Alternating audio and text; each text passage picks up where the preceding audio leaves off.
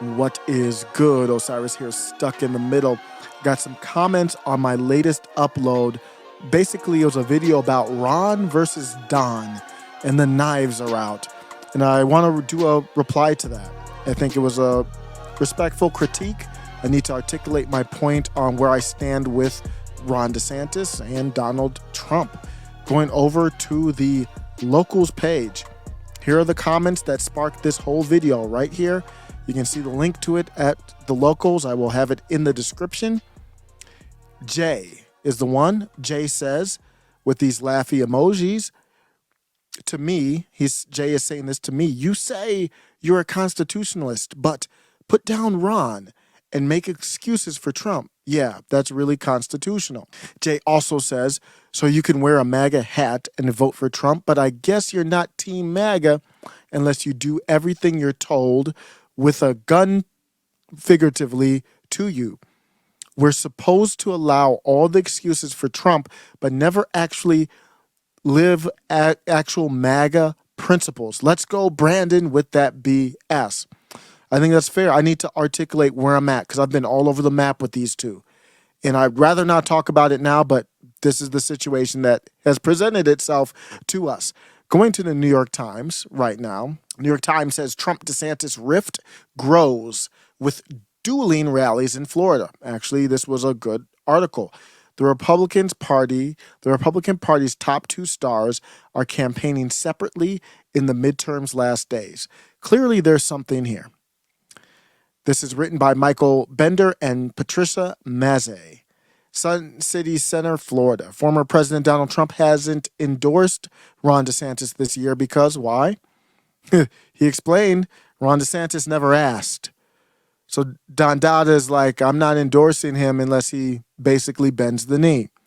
Mr. DeSantis didn't attend the Trump rally on Sunday in Miami. His ally said, because he wasn't personally invited. There's something going on here, y'all. Nothing like trashing a Republican governor 4 days before Election Day. Who wrote that? Who tweeted that? Josh Holmes. Who is Josh Holmes? A Republican strategist and former campaign manager for, wait for it, Mitch McConnell, who right now is laughing his ass off. Mr. Trump has been telling supporters, both publicly and privately, that he will announce another presidential bid soon. The date that I heard is November 14th. Mr. DeSantis, that would be next Monday. Mr. DeSantis is widely viewed as the leading alternative for the Republican nomination. Speculation fueled by his raising a staggering $200 million to support his reelection bid, including about $90 million unspent. And to my knowledge, you can roll that into a presidential. I don't know, though, for sure. So if you do, put it in the comments. And running, but either way, it's just if you're going to run for 2024 for office, you've got to be able to raise money, whether it's corporate like DeSantis has been or smaller donors like Trump has, a mixture of both. It doesn't matter. You're going to have to get that paper. And DeSantis is showing it. $200 million for Florida? That's basically a lock for him? That's impressive. Running a nationalized campaign, he was attacking Biden more than anybody, more than Chris or anybody else.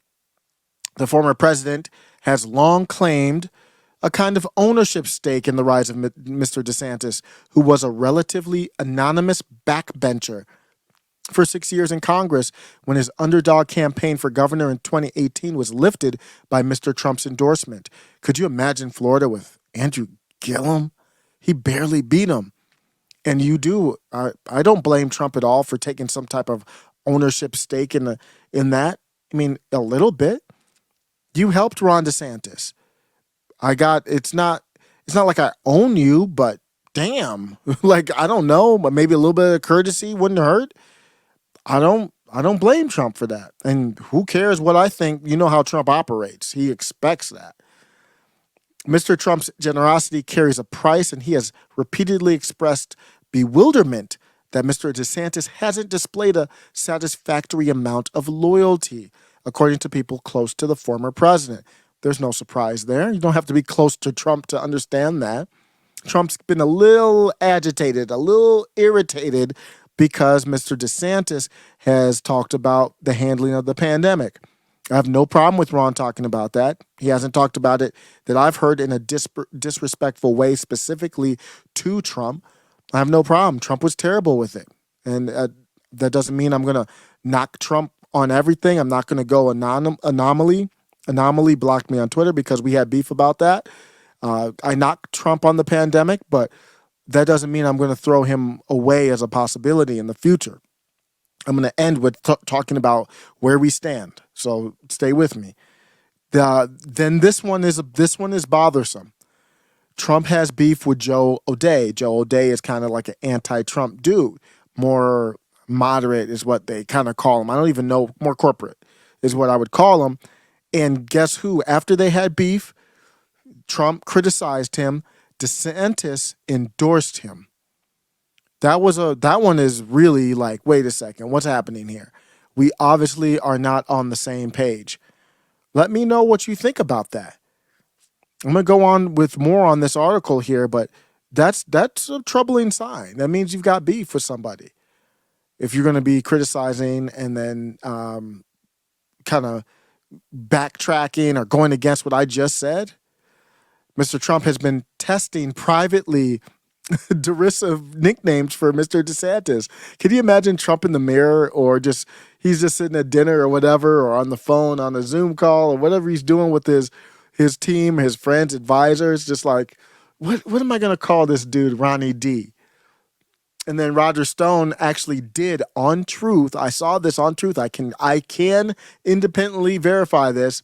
Roger Stone, I forgot what was in the tweet, but he put Ron DeSanctimonious in there. I didn't know about it until after I saw Trump say it, but it was there on Truth the last I checked. So it does give credence to the possibility that Trump was. I want to know what the other nicknames are. Tell me what you think the other nickname should have been for Ronnie D. Not that I'm against Ronnie D, but I want to know what kind of nicknames he wants to go against him. Jesse Kelly had a great tweet talking about this. He said, "Not sure why people are surprised by this. I've been telling you exactly how this is going to go. Old Lion has been leading the pride. Young Lion wants to lead the pride. They're circling each other. Only way to work it out is to have a fight. They will, and they should." I do not agree. I actually do not agree with this tweet, but it is a fire tweet, though. So what's my thought here? Because now let me get back to really answering the question from Jay. I just want to lay that all out, and then now I'm going to answer the question from Jay. Jay, there's a couple things. Number one, I'm still team Dave Smith, okay? To the idea of cryptocurrency and specifically Bitcoin, that libertarians have to recognize how important this issue is, because this, to me, is like the most important thing. In the same sense that hundreds of years ago, the separation of church and state was the most important thing that really ended religious wars. And what we need today in the United States of America more than anything is the separation of money and the state, the separation of banking and the state. This is the cause of so many of our problems right now, is that the currency is controlled by the government. This allows us to spend way beyond our means to pull things off that we could never pull off if the government wasn't just printing money out of thin air. The entire idea that we're going to go around and, occupy foreign countries for 20 years in the Middle East with nothing to show for it. Try doing that if you had to actually tax the people, the money. Try gaining popular support for that if every month people had to pay for the war in Afghanistan. That thing would have been over by Christmas of 2001. There's nobody out there. I'm not voting Trump over Dave Smith. Dave Smith has not announced he's running yet, though. So I don't know if Dave Smith runs or not. And Dave Smith if he did play a role, I think he did, because he had Blake Masters on his show before Mark Victor dropped out. And that makes me respect Dave Smith even more. That means he's not here just to spoil things, He's here to bring us closer to liberty. I am Team Dave Smith. Don't forget that. Number two, I have waffled back and forth with Trump and DeSantis. That's absolutely correct. Trump failed during the pandemic. You can look and search on the channel. I went for me at least, pretty hard against Donald Trump after he was out there talking about how great he did during the pandemic. Nah, we weren't having that. I need you to acquiesce. I need you to. No, I don't need you to apologize. I need you to acknowledge your failures. So I really knocked Trump for that. And I bigged up. I'm going to end with this on a clip where I bigged up DeSantis. I did a whole live giving Ron DeSantis props. So I'm not taking props from Ron DeSantis. Here's what it is. Megyn Kelly was 100% right when she said this. Well, I just don't think anybody else could win if Trump runs. So, and I don't know. You think if they got on a stage, you don't think that DeSantis is crafty enough or the record stands enough to really? Interesting. No, I don't even think that a little. I think Trump sucks up all the energy in every room, no matter what. And even someone as skilled as a politician and smart policy-wise as DeSantis can't overcome that. He can't. The only way DeSantis is going to become the Republican nominee is if Trump chooses not to run and endorses him or dies. Like, I just don't see a world in which Trump says, I want it. Let's say he says, I want it, and DeSantis beats him fair and square in the primary. You really think the hardcore MAGA is going to abandon Trump for DeSantis? They're not. I talk to them all the time. I take calls from them on my radio show, and they won't. They like DeSantis, but they don't think it's his turn. They think Trump screwed out of his last election, that he was screwed out of his term by all the craziness, the Russiagate and so on. And they think he is entitled. He deserves another shot at it. And so unless Trump gracefully and graciously says, get behind DeSantis, I wouldn't put any chips on DeSantis at all. That's really interesting. I mean, look, I've said many times, I'd love for them to work it out on the DL, have a dinner, figure out what has to be figured out and go forward. A lot of people, and I'm sort of moving on this a little bit, say that they should just get on the debate stage and do it, and whoever comes out will be sharper for it. But I agree, there is a certain portion of like the base that would rather burn everything down if it doesn't get to Trump. But it's a huge portion, Dave. It's a huge portion. Like the hardcore Trump faithful is unshakable. And I hear from them all the time. They like him, they like DeSantis, but they would never cross Trump for him. And they think that DeSantis owes his political career to Trump. Like, if forced to choose, they will choose Trump. So DeSantis can't take him down. So I'm going to look at this. Ron DeSantis, and for Ron DeSantis supporters, Ron DeSantis has 3 options. Number 1, I'm not in no order. One of the options is Ron DeSantis can go to Don Dada and ask him, and this is how it's going to work. You basically are going to have to beg him, like he's the Godfather. Peggy, we were wondering if we could speak with Al. It's been awfully busy. Oh, please, please, please, please. I speak to you.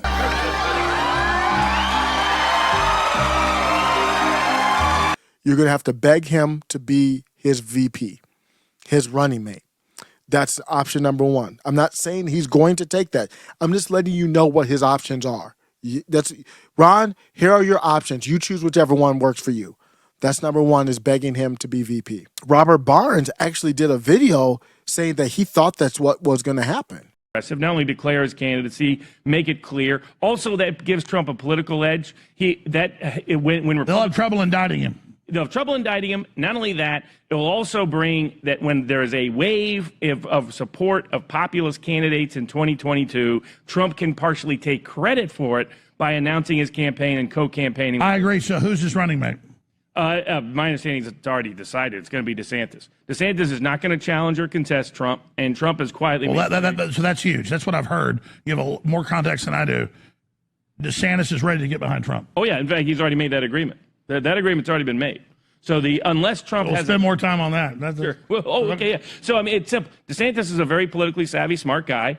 He knows that Trump can only run for 1 term, so this is a unique vice presidential. He'll be president next. Exactly. Perfect. He'd be president, and he would get 2 terms. A lot of vice presidents have difficulty getting 2 terms because their prior one served 2 terms consecutively. That's not going to happen here.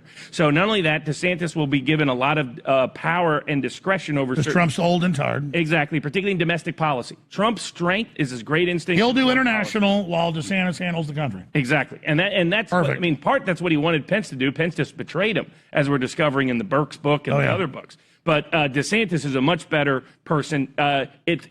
It kills two birds with one stone. One is Trump needed to moot all this talk of DeSantis challenging him. Secondly, by the way, this hasn't hit the news yet. No, it isn't. It isn't public, but it will be by the time. It probably won't be fully public until the convention. But the agreement is already there behind the scenes for Trump and DeSantis to run on a ticket in 2024. And that's why all these people talking about DeSantis challenging him, totally false. That's totally fake news. Beautiful. The only way anything like that happens is if Trump has a health problem or something else. Well, by the way, I'm beside myself happy right now. This is. Well, not only that, DeSantis is also insurance. Right now, the only reason why Trump hasn't announced this ticket is while DeSantis is out there, he's also indictment insurance for Trump because Democrats are as scared He would win too, yeah. of Trump. So they're like, well, if we take out Trump, we're stuck with DeSantis, and maybe we get doubly whacked. So it provides perfect cover. Ultimately, they'll run. We just got to make sure they're never on the same airplane together. Yeah, that's exactly right. That's exactly. Number 2 option for you, Ronnie D, stay out of it, endorse Trump. You stump with Trump and you stump for Trump, but you don't go against Trump. You don't do anything other than be positive towards Trump. Number 3 is get wrecked. If you don't choose option 1 or option 2, then you get wrecked. Say you want to stay out of it and you don't endorse Trump, you get wrecked. And it's nothing against Ron DeSantis. Here's why. You've got to be self-aware. You've got to read the tea leaves. You've got to understand what this is. When I said Trump, I shouldn't be Trump anymore, I said that on record. What I meant was, and I did say this too, I want Trump to bow out gracefully. So when I said I want Ron DeSantis months ago, what I was saying is I want Donald Trump to voluntarily step aside. If Trump doesn't voluntarily, and he obviously is not, if Trump doesn't voluntarily step aside, then there is no path for Ron DeSantis. I don't want this infighting, and Trump is going to destroy him anyway. You've got to be able to read the room. Did you hear Megyn Kelly? We have unfinished business that's even bigger than the poor handling of the pandemic. It really is. If we can't decide, if there's that appearance that we can't decide who we want to lead us, then we've got bigger problems than the pandemic. So if Trump is in the race, it's tied to, I can't even talk about it fully on YouTube. It is unfinished business from last time. And Ron, you don't need to get in the way of that. You're going to cause some very big problems for yourself. I don't care if you're hooked up with Jeb Bush or Paul Ryan or not. I think you are. It looks obvious to me, allegedly, that you're hooked up with McConnell, Bush, and from what I know about Ron DeSantis, a little bit from studying him now, he will hook up with whoever he needs to hook up with to get power. And he feels confident that he can still run the show. But after all that, we've got an exciting midterm. I'm going to be streaming live all day, election day. I'll be streaming Charlie Kirk, Posevec, the Young Turks. I don't know if you heard this. The Young Turks are going to have Matt Gaetz on. So I'm going to be streaming. I'm going to take a break for lunch and dinner. So hopefully it's not on during one of those times. But I'm going to, if I miss it, I'll still stream it, react to it. That's going to be a big deal. Matt Gaetz on with the Young Turks. I want to see that one.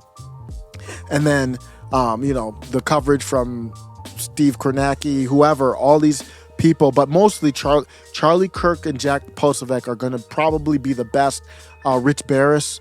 I'm going to be covering all that. And then I got to throw out the links to people whoever, if you're listening and you want to come on the show, let me know. I'll send you a link, email, and we can just do it. And I'm going to do it all day Tuesday and then all day Wednesday.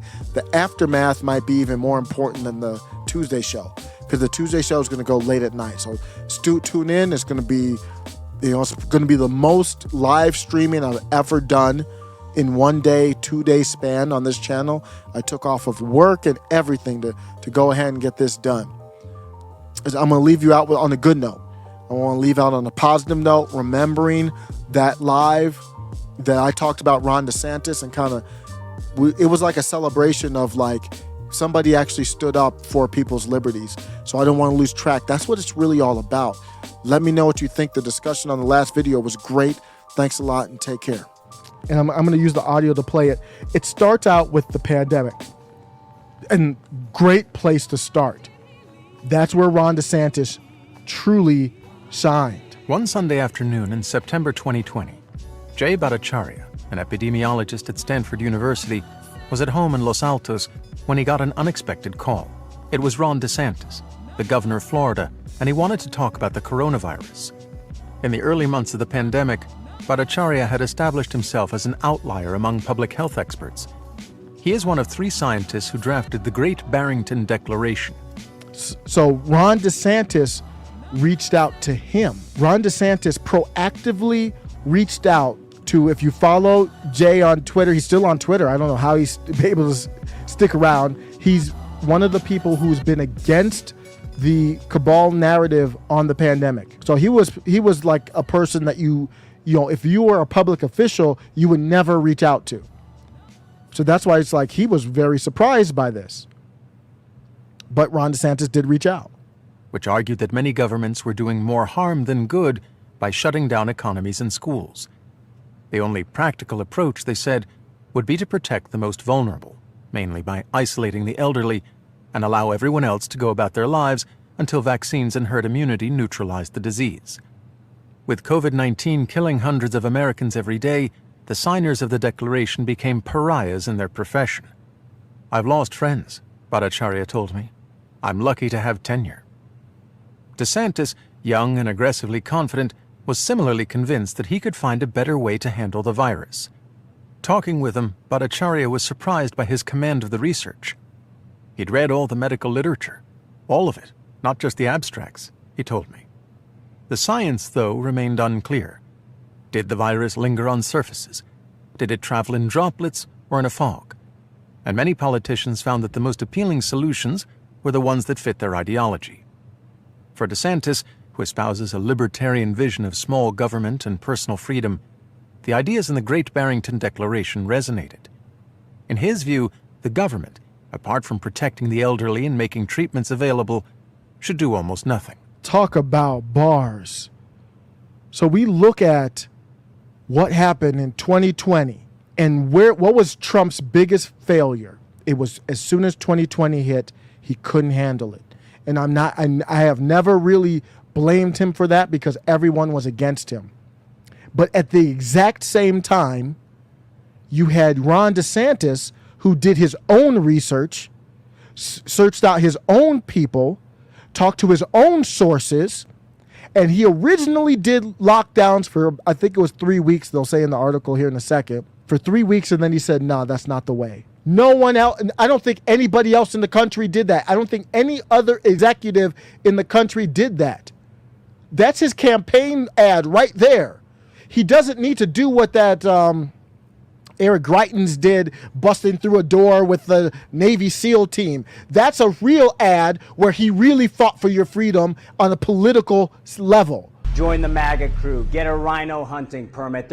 I don't need to see I'm pro 2A. I don't need to see a gun in your political ad. That goes for you, Marjorie Taylor Greene, or anybody else. I know it's good for commercialization and all that.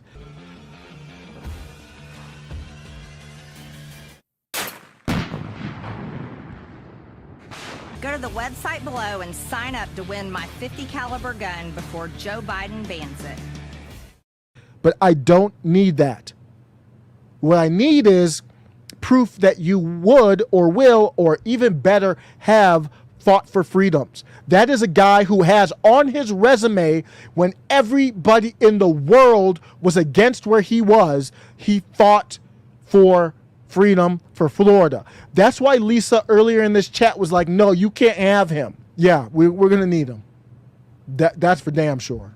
Initially, as the virus began spreading in Florida, DeSantis had ordered a statewide lockdown in accordance with Dr. Anthony Fauci's recommendations. 3 weeks later, he changed his mind. "We will never do any of these lockdowns again," he said. After talking to Bhattacharya, he lifted nearly all remaining restrictions on schools, government buildings, stores, restaurants, and other private businesses, and halted the enforcement of mask mandates. As the death toll mounted, he was mocked by critics as Death-Santis and denounced by the mainstream press. "Any public distrust of this administration has been well earned," the Miami Herald editorial board wrote. "We can't trust the governor with our lives." A former political advisor with knowledge of the COVID response told me that DeSantis was unfazed. We were getting crucified, but to him it was just noise. DeSantis revels in defying what he sees as a corrupt and self-satisfied liberal establishment. Those who work closely with him say that he is unique among elected officials in his disregard for public opinion and the press. Ron's strength as a politician is that he doesn't give a fuck, a Republican consultant who knows him told me. Ron's weakness as a politician is that he doesn't give a fuck. Big donors, he doesn't give a shit. Cancels on them all the time. Woo! This is in the New Yorker. This is from the New Yorker, in the New Yorker. So I don't know if this is a concern. I don't know the New Yorker well. I always thought they were an establishment rag. Maybe this is a conservative writer. I don't know. But as the death toll mounted, he was mocked. We all remember this. It just happened, and he was labeled as DeathSantis. All this pressure from his donors and everybody. Like, you're not going along. You're taking a risk. Imagine if you just at your job, the relationship isn't boss with the federal government and the state, obviously, but it's kind of similar where it's like your boss says, no, we're all doing this. We're all locking down. And everybody in the world damn near is locking down. Trudeau and all the people who want to be president are all locking down everywhere. Abbott locked down in Texas. Everybody locked down. Italy locked down. The whole world locked down. And DeSantis was like, nah, that don't make no sense to me. That's who we want to run. That's why I'm excited. Because on this topic, he and comic Dave Smith would agree. Who else would agree? Jimmy Dore would agree. And they're all, you got left, you got libertarian, and you got, I would call him authoritarian, but I was going to call him an authoritarian libertarian. They're going to kill me for, people who value liberty would kill me for that. I think Ron DeSantis is an authoritarian libertarian. He wants to force his libertarianism on you. But I'm good with that. And Nick Fuentes, if you call him far right or whatever you call him, white nationalist, not in a racist or bad way, but he would agree too. On the fundamental issue, we have to agree on that. Tulsi Gabbard would agree on that. I don't know where Yang stands on that. I have to look that up. How could you not be excited by that? DeSantis revels in defying what he sees as a corrupt and self-satisfied liberal establishment. Those who work closely with him say that he's unique among elected officials in his disregard for public opinion and the press. Ron's strength as a politician is that he doesn't give a fuck. And Republican consultants who know him told me his biggest weakness is that he doesn't give a fuck. That's what we want. Big donors, he doesn't give a shit. Cancels on them all the time. So when you looked at Disney, I was like, where did this come from? It makes perfect sense now. If you look at it, he has the cojones. Remember what happened with Disney. They wanted to get into the culture wars. And Ron DeSantis says, I'm not your average politician. I'm not Donald Trump. You fuck around, you will find out. And they did, real quickly. Man, this guy, there's a lot to like. That's all I'm gonna have to say. I've gone back, chatted back and forth with one of my favorite writers, editors, Cassandra McDonald, on this, and I think she's kind of shaky on him too, but I was shaky on him too, and I was like, I think we just got to go along for the ride at this point.